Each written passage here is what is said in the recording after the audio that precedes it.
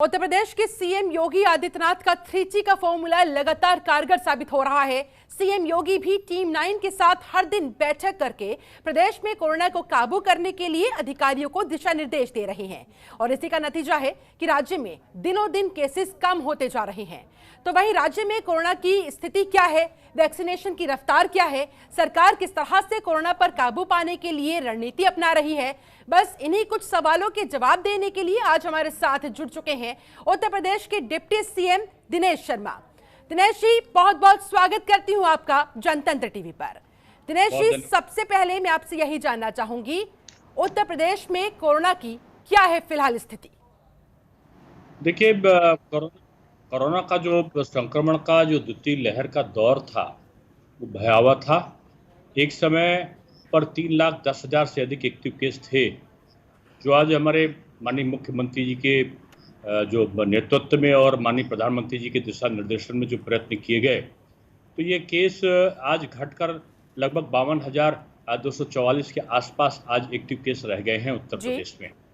और ये सुखद बात है कि कोरोना संक्रमण से रिकवरी दर जो है वर्तमान में बढ़कर 95 हुई है। संक्रमण पर जो रोक के लिए हमारे वहाँ युद्ध स्तर पर सैनिटाइजेशन का काम हुआ। हमारे आंगनबाड़ी कार्यकर्ता लगाए गए।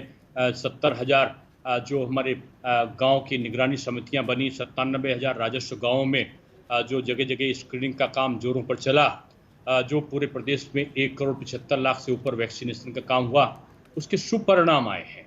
और उसके सुपरिणाम के कारण ये है कि आज उत्तर प्रदेश पूरे भारतवर्ष में सबसे अधिक 4,85,00,000 के आसपास हमने कोरोना टेस्ट पूरे प्रदेश में कराए हैं। और जो हमारे काम हैं उनकी सराहना WHO ने भी की है। पूरे प्रदेश में हमने ऑक्सीजन की जो जब ज़रूरत हमें पड़ी तो 1,000 मीट्रिक टन से ऊपर का ऑक्सीजन भी हमारे वहाँ उपलब्ध कराने में हम लोग सफल बने। आज प्रदेश में जो ज़रूरतमंद लोग हैं, राशन कार्ड धारक लोग हैं, उनको 3 माह के लिए प्रति यूनिट हम 5 किलो राशन उनको उपलब्ध करा रहे हैं। 1,000 रुपये हम शहरी क्षेत्र में दैनिक रूप में काम करने वाले लोगों का जो जीविकोपार्जन चलाने के लिए जो परंपरागत कामगार हैं, उनके लिए हम 1,000 रुपये का भरण पोषण भत्ता की भी हम सहायता कर रहे हैं। 1 करोड़ के आसपास गरीबों को इसकी सहायता पहुंचेगी। उत्तर प्रदेश में अगर देखा जाए तो आज हम फ्री में वैक्सीनेशन का काम कर रहे हैं। उत्तर प्रदेश सरकार अपने खर्चों से जो 18 से 44 साल के लोग हैं, उनका जो वैक्सीनेशन है वो उत्तर प्रदेश सरकार के खर्चे से है। जो 45 साल से ऊपर 44 साल से ऊपर के लोग हैं, उनका वैक्सीनेशन का जो खर्च है वो केंद्र सरकार वहन कर रही है। यानी उत्तर प्रदेश में हम फ्री ऑफ कॉस्ट वैक्सीनेशन दे रहे हैं। हम सरकारी जगहों पर जो टेस्टिंग है, कोरोना की टेस्टिंग है, वो फ्री ऑफ कॉस्ट सरकारी स्तर पे दे रहे हैं। आज गांव-गांव हम medical kit free of cost पहुंचाने का काम कर रहे हैं। आज हम जो विभिन्न प्रकार के कार्य हैं, चाहे क्वारंटीन कराने का हो, चाहे कम्युनिटी किचन के माध्यम से भोजन पहुंचाने का हो, चाहे विभिन्न प्रकार के इक्विपमेंट्स को पहुंचाने का हो, चाहे टेलीमेडिसिन के द्वारा अच्छे डॉक्टर से सलाह लेने का हो, हम प्रत्येक स्तर पर फ्री ऑफ कॉस्ट जो कोरोना का उपचार है वो मेडिकल कॉलेजेस में या सरकारी अस्पताल में फ्री ऑफ कॉस्ट हो। जो प्राइवेट भी मेडिकल कॉलेज है, उनको भी सरकार ने अपने अधिकार क्षेत्र में लेके उनमें भी फ्री ऑफ कॉस्ट सरकारी खर्चे पर वहन करके उनका इलाज कराने के काम शुरू किया है। प्राइवेट कॉलेजेस में जो चिकित्सालय हैं, उनमें हमने रेट फिक्स सब किए हैं। और कुल मिलाकर अगर देखें तो उत्तर प्रदेश का जो योगी मॉडल है यूपी गवर्नमेंट का, उसकी सर्वत्र प्रदेश भर में प्रशंसा हुई है। जी दिनेश जी, आपसे जानना चाहूंगी कि योगी सरकार का ये 3G फॉर्मूला कैसे कारगर साबित हुआ, कैसे कामयाब हुआ? देखिए, क्या है, पिछली बार बहुत बड़ी संख्या में लोगों ने गांवों का पलायन किया था और ये जो द्वितीय लहर की तीव्रता थी, ये शहर से गांवों की तरफ पहुंच रही थी। इसलिए हमारे सामने सबसे बड़ा संकट था कि गांवों में लोग अभी भी परंपरागत व्यवस्थाओं के अंतर्गत टीका लगाने से परहेज करते हैं, टेस्ट कराने से परहेज करते हैं। ऐसे समय हमारा सबसे बड़ा लक्ष्य था कि इनका हम चिन्हीकरण कैसे करें, ट्रेस कैसे करें कि कौन सा कोरोना से पॉजिटिव हो सकता है, किसे विभिन्न प्रकार के सिम्टम्स हैं।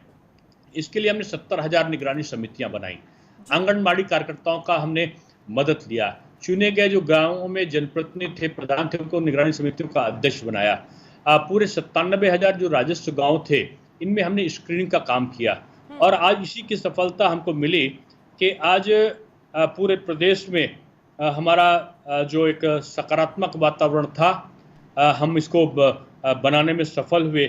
आज तो जब मैं आपसे बात कर रहा हूं तो पूरे प्रदेश के लिए सबसे बड़ी खुशखबरी है कि 24 घंटों के अंदर जो पॉजिटिविटी रेट थी जी उत्तर प्रदेश की, वो 0.7 आई है और जो हमारे वहाँ रिकवरी रेट है वो 95% के आसपास उत्तर प्रदेश का आया है। ये एक बहुत बड़ी उपलब्धि उत्तर प्रदेश की है, यानी कोरोना संक्रमण काल को न्यूनतम स्तर पर ले जाने की तरफ हम आगे बढ़ रहे हैं। बिल्कुल, ऐसे में दिनेश शर्मा जी, काफी हद तक कोरोना काबू में आ चुका है और काबू में पाने के लिए आगे की सरकार की क्या रहेगी रणनीति? देखिए, मैंने पहले कहा कि कोरोना में 1-2 दिन ऐसे थे जो हमारे ऑक्सीजन की हमको और आवश्यकता पड़ने लगी थी जी। सबसे पहला काम हमने किया है कि उत्तर प्रदेश भर में हम 258 प्लांट बनाने की प्रक्रिया को हमने चालू किया। 485 ऑक्सीजन प्लांट हमने स्वीकृत किए हैं, जिनमें से 258 प्लांट बनने की प्रक्रिया चालू हो गई है और उनमें से 32 प्लांट हमारे क्रियाशील भी हो चुके हैं। 90% से अधिक जो प्लांट हैं वो वातावरण में ऑक्सीजन बनाने वाले प्लांट हैं। कह सकते हैं कि आज भले ही हमारी डिमांड 50% रह गई हो, यानी जो 1000 से ऊपर मीट्रिक टन की आवश्यकता उत्तर प्रदेश को थी, आज 552 मीट्रिक टन की ऑक्सीजन की आवश्यकता प्रदेश को रह गई है जी। फिर भी हम भविष्य को देखते हुए हमने पीकू बेड्स का आरक्षित करने का, जो हमारे ब्लैक फंगस हैं या येलो फंगस या वाइट फंगस हैं, इनके लिए मेडिकल कॉलेजेस में, मेडिकल यूनिवर्सिटीज में, सरकारी अस्पतालों में इनकी बेड्स की व्यवस्था, इनकी चिकित्सकों को व्यवस्था, चिकित्सकों को ट्रेनिंग देने की व्यवस्था, उनको इंजेक्शन जो है वो सरकारी अस्पतालों में उपलब्ध कराने की व्यवस्था, इन सारी चीज़ों को हमने युद्ध स्तर पर किया है। और भविष्य में कोई संभावनाएं जितनी भी हमें दिखाई पड़ती हैं, उनके प्रत्येक पहलू का आकलन करके हम लोग आज टीकाकरण को भी जोर बना रहे हैं और हमारा लक्ष्य है कि हम जून के जो जून का माह है उसमें हम 1 करोड़ से अधिक जो वैक्सीनेशन है, टीकाकरण है, वो उत्तर प्रदेश में करेंगे। ठीक है, ऐसे में दिनेश शर्मा जी, उत्तर प्रदेश के ग्रामीण क्षेत्रों की अगर बात करें तो वहां पर हेल्थ टीम किस तरह से काम कर रही है? मैंने बताया कि हमारा गांव-गांव में चिन्हीकरण का काम आंगनबाड़ी कार्यकर्ताओं के द्वारा, जनप्रतिनिधियों के द्वारा, विधायकों के द्वारा, और अगर भारतीय जनता पार्टी की सरकार के साथ साथ अगर हम संगठन की भी बात करें पार्टी की, तो हमारा कार्यकर्ता भी संगठन ही सेवा का लक्ष्य तैयार करके गांव-गांव जा रहे हैं जी। और मुझे खुशी है कि जनता का भी तमाम सामाजिक संस्थाएं आगे बढ़कर आई हैं, स्वयंसेवी संस्थाएं, उनका भी बहुत बड़ा योगदान है और हमने 490 सामुदायिक किचन को संचालित किया है प्रदेश भर में। और मैंने बताया कि हमने जगह जगह पर जो है, जैसे आज विद्युत के दाम नहीं बढ़ेंगे, हमने किया, जैसे हमने किया कि स्कूलों में जो 2019 में फीस थी वही शुल्क लिया जाएगा। हमें बहुत सारे शुल्क ऐसे हैं जिनको ना लिया जाए, इनकी भी आदेश हमने जारी किए कॉलेजेस के लिए। तो ये तमाम सुविधाओं को भी हम जीवन भी चले और जीविका भी चले, इसके उपाय करते हुए हम उत्तर प्रदेश में कोरोना संक्रमण का मुकाबला कर रहे हैं। ठीक है दिनेश शर्मा जी, बोर्ड की परीक्षाओं को लेकर छात्रों के मन में बहुत सारे सवाल है, ऐसे में उन छात्रों को आप क्या कहना चाहेंगे? बस उनसे कहेंगे कि आपके सारे सवालों का जवाब आज से कल तक में मिल जाएगा और छात्रों का जो समग्र उनका हित चिंतन है उसको करने के बाद हम माननीय मुख्यमंत्री से वार्ता करके इसका निर्णय करेंगे। ठीक है, ऐसे में दिनेश जी, उत्तर प्रदेश सरकार की आगे की किस तरह की प्लानिंग रहेगी? क्योंकि कोरोना काल में शिक्षा बहुत हद तक प्रभावित हुई है, बहुत सारे बच्चे तकरीबन 2 साल हो चुके हैं स्कूल नहीं जा पा रहे हैं, ऐसे में आगे आप लोगों ने क्या सोचा है? देखिए, अभी तक का जो हमने किया था कि किसी भी छात्र की पढ़ाई का हर्जा ना हो, ऑनलाइन टीचिंग हमने शुरू की थी। ई गंगा पोर्टल है, स्वयं प्रभा चैनल है, दूरदर्शन है, रेडियो के माध्यम से, व्हाट्सएप ग्रुप के माध्यम से, ऑनलाइन टीचिंग के माध्यम से हमने बच्चों की पढ़ाई का हर्जा ना हो सके, इसको जो नए टेक्निक हो सकती थी, टेक्नोलॉजी हो सकती थी, तो उसके साथ जुड़ के काफ़ी हद तक उनका कोर्स को पूरा किया है। हमने 10 महीने पहले ही घोषणा कर दिया था कि 30% कम कोर्स के आधार पर हम परीक्षा इस बार लेंगे और परीक्षाओं के दिन हम कम करेंगे। 12 दिन में इंटरमीडिएट और 15 दिन में हाई स्कूल की परीक्षा हम कराएंगे, और वो हमने करा रहे हैं। ठीक है, ऐसे में राज्य भर में लॉकडाउन को लेकर और तमाम कोरोना गाइडलाइंस को लेकर जनता का आप लोगों को किस हद तक सहयोग मिलता हुआ दिखाई दे रहा है? देखिए, हमारे उत्तर प्रदेश की साधु रूपी जनता है और योगी जी में उसका विश्वास है जी। योगी जी जो निर्णय लेते हैं जनता का उसमें पूर्ण सहयोग मिलता है। तमाम सामाजिक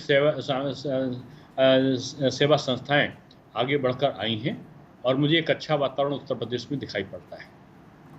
ठीक है, ऐसे में दिनेश शर्मा, इस समय उत्तर प्रदेश में कोरोना केसेस तेजी के साथ कम होते हुए, बहुत अच्छी बात है। पॉजिटिविटी रेट आपने जिस तरह से बताया 0.7 पहुंच गई है, बहुत अच्छी बात है। रिकवरी रेट भी 95% तक पहुंच चुका है, ये भी बहुत अच्छी बात है। तो आगे क्या माना जाए, कोरोना कर्फ्यू को लेकर सरकार क्या करने वाली है? नहीं, हमको सतर्क रहने की जरूरत है। हमें सुरक्षा की व्यवस्थाओं में ढील नहीं लाने की जरूरत है। अभी भी मैं कहूँगा कि मास्क लगाते रहिए, सैनिटाइजर का उपयोग करिए, हाथों को साबुन से धोइए, 2 गज की दूरी बनाए रखिए। ये जो सामान्य जो प्रक्रियाएं हैं, कोरोना कम होने के बाद भी उनमें कमी लाने की ज़रूरत नहीं है। मुझको लगता है कि कुछ समय तक हम लोग को अपने जीवन शैली में परिवर्तन लाने की आवश्यकता रहेगी, और जैसे जैसे हमारा वैक्सीनेशन का काम पूरे प्रदेश में 100% की तरफ बढ़ जाएगा, वैसे वैसे हम इस कोरोना के संक्रमण को न्यूनतम करने में सफलता प्राप्त करेंगे। ठीक है, मैं आपसे दरअसल जानना चाहती थी कि कोरोना कर्फ्यू को लेकर अब आगे क्या होने वाला है। उत्तर प्रदेश की जनता भी यही जानना चाहेगी। माननीय मुख्यमंत्री जी बैठक कर रहे हैं और मुझको लगता है कल तक इसका निर्णय आ जाएगा। यानी कि कल तक का इंतजार फिलहाल करना होगा। चलिए, बहुत बहुत शुक्रिया डॉक्टर दिनेश शर्मा हमारे साथ जुड़ने के लिए, समय निकालने के लिए, इस चर्चा में शामिल होने के लिए। तो बहुत सारे सवालों के जवाब उत्तर प्रदेश के deputy CM doctor Dinesh Sharma ने दिए। उन्होंने बताया कि कोरोना की स्थिति बहुत हद तक उत्तर प्रदेश के अंदर काबू में आ चुकी है। रिकवरी रेट 95% तक पहुंचा है, पॉजिटिविटी रेट 0.7% तक गिर चुका है, और इसके पीछे उन्होंने 3T फॉर्मूले का बहुत बड़ा हाथ बताया है। जी हां, 3T फॉर्मूला जिसका असर धरातल पर हुआ और आज नतीजा सबके सामने है।